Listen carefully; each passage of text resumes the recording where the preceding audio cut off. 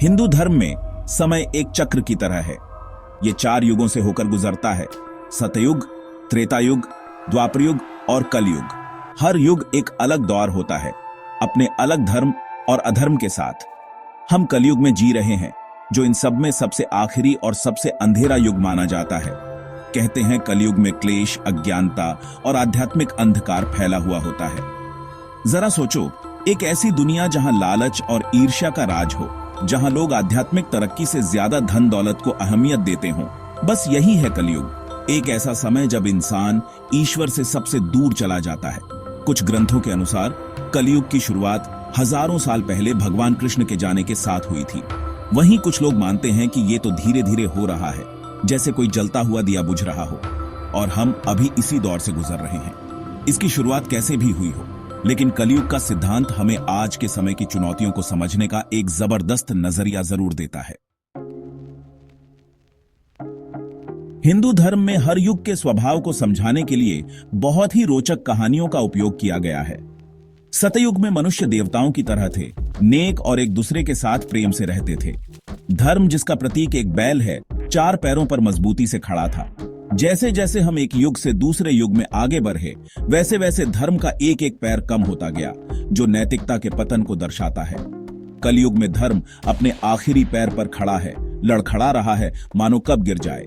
महाभारत, जो एक महान भारतीय ग्रंथ है, इस युग की एक झलक दिखाता है। हम देखते हैं कि कैसे युद्ध, छल और विश्वासघात ने अच्छे अच्छों को भी नहीं बख्शा।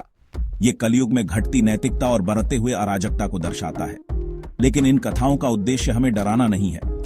ये तो एक आईने की तरह है, जो हमारे समय और हमारे चुनावों को दर्शाते हैं। कलयुग के स्वभाव को समझकर हम खुद को और अपने आसपास की दुनिया को बेहतर तरीके से समझ सकते हैं। ये अंधकार कब खत्म होगा? कई प्राचीन ग्रंथों में इसकी भविष्यवाणियां की गई हैं, जो अक्सर रहस्यमय और प्रतीकात्मक होती हैं। कुछ में भयंकर 12 आग या किसी दिव्य अवतार का जिक्र है, जो इस दुनिया का संतुलन वापस लाएगा। विष्णु पुराण, जो एक हिंदू धर्म ग्रंथ है, कहता है कि कलयुग का अंत तब होगा जब समाज चरम नैतिक पतन की स्थिति में पहुंच जाएगा। वहीं कुछ दूसरी भविष्यवाणियां खगोलीय गणनाओं पर आधारित हैं, जैसे युग चक्र, जो हर युग की अवधि की गणना करता है। इसके अनुसार कलयुग 4,32,000 वर्षों तक चलता है, जो अक्सर विशाल ब्रह्मांडीय चक्रों से जुड़ा होता है। हालांकि इन गणनाओं की व्याख्या अलग अलग लोग अलग अलग तरीके से करते हैं। भविष्यवाणियां कुछ भी कहें, लेकिन उनका मुख्य संदेश एक ही है, कलयुग का अंत होगा। जैसे हर रात के बाद एक नया सवेरा आता है, वैसे ही अंधकार के बाद प्रकाश और सदाचार का एक नया युग जरूर आएगा। कई धर्म ग्रंथों में कलयुग के अंत के संकेत बताए गए हैं। विष्णु पुराण में एक ऐसे समय का वर्णन है जब लोग बिना किसी पछतावे के झूठ बोलेंगे, धोखा देंगे और मारेंगे। सरकारें भ्रष्ट होंगी और प्राकृतिक आपदाएं आम हो जाएंगी। सुनने में जाना पहचाना लग रहा है ना? लेकिन घबराइए मत। याद रखिए कि इन संकेतों की व्याख्या अलग अलग तरीके से हो सकती है। क्या ये वास्तविक घटनाएं हैं या फिर मानव चेतना की स्थिति के लिए रूपक हैं? प्रलय के दिन की भविष्यवाणी से डरने के बजाय हम इन संकेतों को कुछ करने के लिए एक आह्वान के रूप में देख सकते हैं।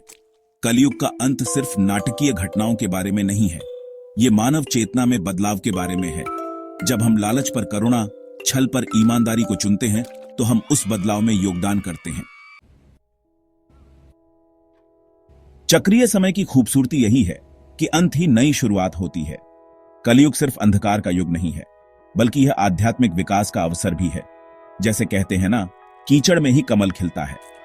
कलयुग की चुनौतियों को आध्यात्मिक जागृति के लिए प्रेरणा के रूप में देखा जा सकता है। जब चारों ओर अंधेरा होता है, तो दया का एक छोटा सा कार्य भी प्रकाश स्तंभ की तरह चमकता है। ईमानदारी का हर कार्य, करुणा का हर पल एक उज्जवल भविष्य के लिए आशा का बीज बोता है। तो कलयुग के अंत से डरने के बजाय आइए हम वर्तमान को अपनाएं। आइए हम उस बदलाव को लाने का प्रयास करें जिसे हम देखना चाहते हैं, अंधेरे को प्रकाश में बदलना, एक समय में दयालुता के एक कार्य से। धन्यवाद दोस्तों। वीडियो को लाइक करें, शेयर करें, कमेंट करें और चैनल को सब्सक्राइब अवश्य करें। हमें कमेंट करके बताएं कि आपको हमारी वीडियो कैसी लगती है, ताकि हम आपके लिए ऐसी ही ज्ञानवर्धक वीडियो ला सके। मिलते एक नई वीडियो के साथ, तब तक के लिए धन्यवाद।